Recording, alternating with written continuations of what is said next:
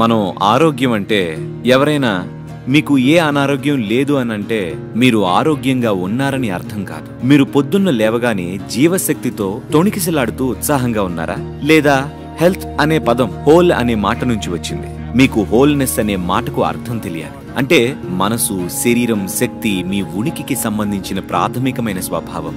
ఈ మూడు ఒక సమస్థితిలో ఉంటే ఉదయం నిద్ర లేవగానే అప్పుడే పుట్టినట్టు ఉంటుంది. ఇలా జరిగినప్పుడే మీరు ఆరోగ్యంగా ఉన్నారని అర్థం. మీరందరూ చేయగల ఒక సులువైన పని ఏంటంటే మీరు తీసుకునే ఆహారంలో 40 నుండి 50% పచ్చిగానే అంటే సజీవంగా ఉండేలా చూసుకోండి. సజీవ కణం అయి ఉండాలి. అది పండైనా, కాయగూరైనా, గింజైనా, మొలకెత్తిన పప్పు గింజలైనా మీ ఆహారంలో కనీసం 40-50% సజీవమైనదే ఉండాలి. మీరు నిర్జీవ పదార్థాన్ని తింటున్నారు కానీ జీవించాలనుకుంటున్నారు. దాన్ని చేయడం కొంచెం కష్టమైన విషయం. Because you have to raise the dead now. ఎందుకంటే ఇప్పుడు మీరు మరణించిన దాన్ని సజీవం చేయాలి. When you cook the food, మీకు వండిన ఆహారాన్ని జీర్ణం చేయడానికి అవసరమైన అన్ని పదార్థాలు శరీరంలో ఉండవు. ఆహారం కూడా కొన్ని ఎంజైమ్స్ ను తెస్తుంది. ఆహారాన్ని వండినప్పుడు అందులోని ఎంజైమ్స్ చాలా వరకు నాశనమైపోతాయి. ఎంజైమ్స్ లేకుండా మనం తింటాం.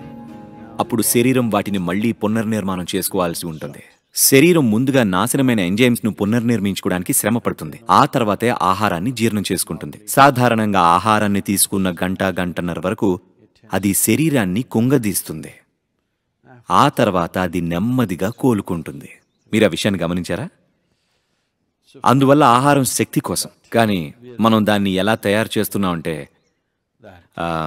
మొదటి గంటన్నర అది శక్తిని తీసేస్తుంది.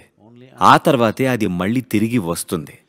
ఏదేమైనా మీ జీర్ణ వ్యవస్థ ఎంత బాగున్నా మనం వండడం వల్ల నాశనం అయిపోయి ఉన్న అన్ని ఎంజైమ్స్ ను పునరుద్ధరించలేం. మనం గుర్తుంచుకోండి, కొంత భాగమే దాన్ని చేయగలం.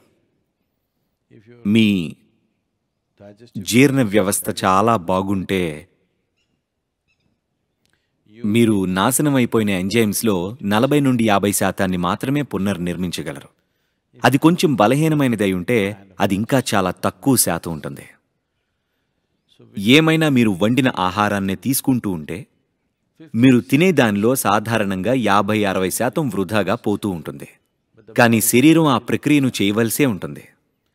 మీరు ఒక విషయాన్ని గుర్తుంచుకోండి, ఆ సందర్భంలో శరీరం పొందే శ్రమ, దానికి జరిగే గాయం చాలా చాలా పెద్దది.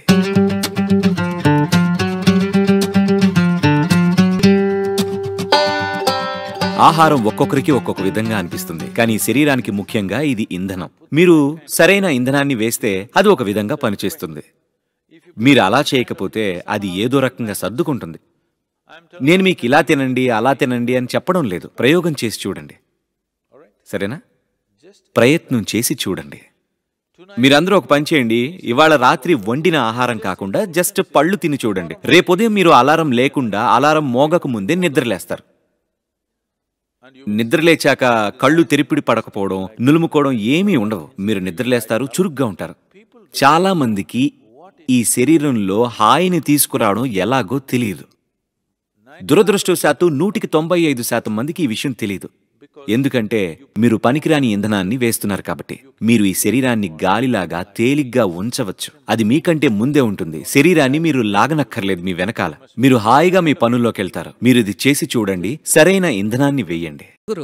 మా వద్ద కొన్ని సోషల్ మీడియా క్వశ్చన్స్ కూడా ఉన్నాయి. ఈ ప్రశ్న అడిగింది ఇలాన్ హేస్ట్రాంగ్. ఈ ప్రశ్న ఎందుకు వచ్చిందంటే, మేము సద్గురు వీడియోలు చూసాము. ఆయన హిమాలయాల్లో పరిగెత్తుతూ, ఫుట్బాల్ ఆడుతూ, క్రికెట్ ఆడుతూ కనిపించారు. మేము కూడా ఎప్పుడూ అలా ఆన్లో ఉండటం ఎలా? On the go? ఎప్పుడూ అక్కర్లేదు, అవసరం వచ్చినప్పుడే. if life demands, అందరూ నన్ను అడుగుతుంటారు, సద్గురు మీరెప్పుడు ఇంత యాక్టివ్గా ఎలా ఉండగలరు అని. ఎందుకంటే నా స్కెడ్యూల్ రోజులో 18 నుంచి 20 గంటలుంటుంది. వారం మొత్తం, సంవత్సరం పొడుగునా ఇంతే, నాన్ స్టాప్. కొన్ని సంవత్సరాల నుండి ఇంతే. ఇదేంటి? ఎందుకు? నేను కంప్లైంట్ చేస్తుంటే ఈ అబ్బాయి చప్పట్లు కొడుతున్నాడేంటి? ప్రజలు నన్ను అడుగుతుంటారు, మీరిలా ఎలా ఉండగలరు, అసలు ఇది ఎలా సాధ్యం అని. నిజానికి నేను బద్ధకస్తుణ్ణి. కాకపోతే ప్రపంచంలో పని చేయవలసిన పరిస్థితులు ఎన్నో ఉన్నాయి. నన్నలా వదిలేస్తే నా కళ్ళు మూసుకున్నలా కూర్చుంటాను. నన్నెలా తయారు చేసుకున్నానంటే నా కళ్ళు మూసుకునే ఇలా చనిపోయే వరకు కూర్చోగలను. నిజంగా నాకే పని చేయాల్సిన అవసరం లేదు. నేను బిజీగా ఉండాలనుకోవడం లేదు. ఎంతో చేయాల్సి ఉంది, అందుకే చేస్తున్నా. ప్రజలు నన్ను అడుగుతారు, సద్గురు మీ డ్రీమ్ ఏంటి, ఎటువంటి డ్రీమ్ అని. నేను నా డ్రీమ్ ఏంటంటే నాకు ఏ పని లేని రోజు రావడమే అని అన్నాను. నాకు ఏ పని లేదంటే అర్థం అందరూ ఫ్యాంటాస్టిక్గా ఉన్నారని అర్థం. ఇంకేం కావాలి? డ్రీమ్ ఫుల్ఫిల్ అయింది. యాక్షన్ అనేది మీరు డిసైడ్ చేసేది కాదు, అది ఉద్దేశం ఏమిటో డిసైడ్ చేసుకోవాలి. ఎంత చేయాలి అనేది ప్రపంచం నిర్ణయిస్తుంది. నేను ఈ ఎకనామిక్ ఫోరం లాంటివి వరల్డ్ ఎకనామిక్ ఫోరంలో ఉన్నాను. ఇతను హార్వర్డ్ బిజినెస్ స్కూల్ నుండి ఒక ప్రొఫెసర్ వచ్చి, ఓహ్ మీరు ఆ మొక్కలు నాటిన వాళ్ళు అన్నాడు.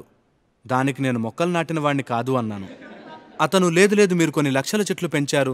నేను పని చేశాను, కానీ నేను మొక్కలు నాటేవాడిని కాదు. మరి మీరేం చేస్తారు? నేను మనుషులని వికసించేలా చేస్తాను, మొక్కల్ని నాటడం కాదు. ఆ నాటడం అంతా ఎందుకంటే అసలు చెట్లనేవే లేవు కాబట్టి. అక్కడ ఉండాల్సినవి లేవు. ఇదిలా జరిగింది. ఇద్దరు మనుషులు పనిచేస్తూ కనిపించారు. ఒకరు గొయ్యి తవ్వుతూ ఉంటే వెనక ఇంకొక అతను దాన్ని పూడుస్తూ వెళ్తున్నాడు. అలా వెళ్తున్న ఒకరు ఈ పిచ్చి పనిని చూస్తూ, అది ఒకతను తవ్వుతుంటే మరొకతను కప్పేస్తున్నాడు.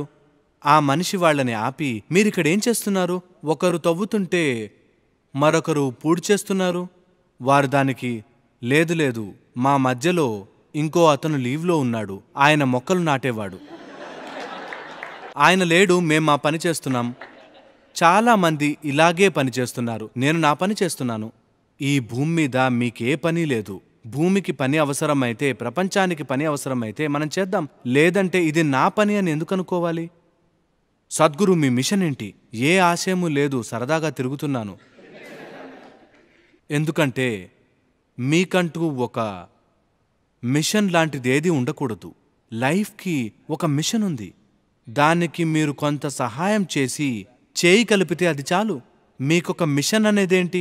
మీరేమైనా ఒక నిరంకుశ పాలకులా? అన్ని మిషనరీస్ కూడా ఏదో ఒక రకంగా నిరంకుశవాదులే. అవును, మీకొక మిషన్ ఉంది అనుకునేవాళ్ళు ఏ మిషన్ లేదు. ఏది అవసరమో అది చెయ్యండి. ముఖ్యంగా మీరొక బిజినెస్ స్కూల్లో చదివి కొన్ని పనులను సృష్టించగల సామర్థ్యం ఉన్నప్పుడు మీరు ఏది అవసరమో అది చెయ్యాలి. అంతేగాని ఏదో ఒకటి సృష్టించి జనాల మీద రుద్దడం కాదు. అవునా కాదా? మీరు ఈ జీవాన్ని ఇంకాస్త బెటర్గా చేయాలి. సిచ్యువేషన్స్ని ఎలా సాల్వ్ చేయాలో చూడాలి. ఎంతోమందికి అవి సమస్యలుగా ఉండుంటాయి. మీరు ఉన్న పరిస్థితులకి సొల్యూషన్స్ కనుక్కోవాలి. మరో పక్కన కొందరు ప్రాబ్లమ్స్ని క్రియేట్ చేసే ఎక్స్పర్ట్స్ ఉంటారనుకోండి, మీకెప్పుడూ ప్రాబ్లమ్స్ తక్కువైపోవు. నమ్మండి. మీరు సొల్యూషన్స్ క్రియేట్ చేయాలి. మిషన్ మోడ్లో వెళ్ళకూడదు. అలా ముసలిని వంటి నిరంకుశులు చేస్తారు.